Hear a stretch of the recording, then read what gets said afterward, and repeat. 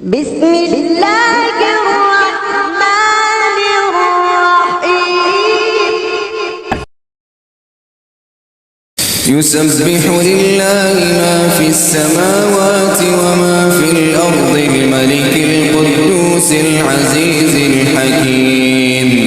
هو الذي بعث في الأميين رسولا منهم يتلو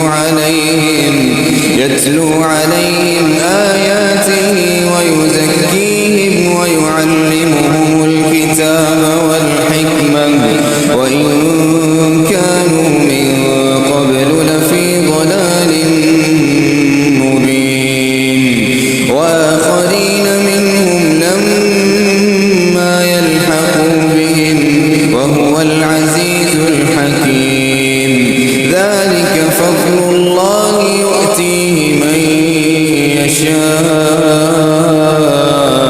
والله ذو الفضل العظيم.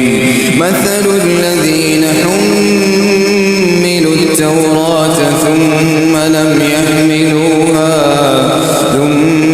يحملوها كمثل الحمار يحمل أسفارا.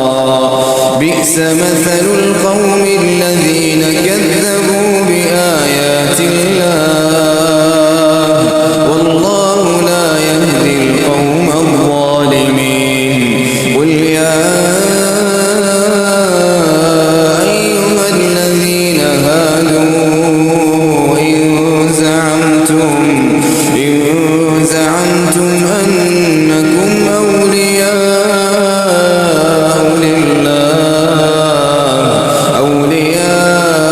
لله من دون الناس فتمنوا الموت إن كنتم صادقين ولا يتمنونه أبدا بما قدمت أيديهم والله عليم بالظالمين. قل إن الموت الذي تفرون منه فإنه ملاقيكم ثم تردون إلى عالم الغيب والشهادة فينبئكم بما كنتم تعملون. يا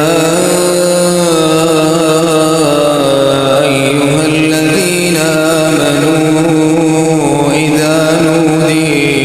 إذا نودي للصلاة من يوم الجمعة فاسعوا إلى ذكر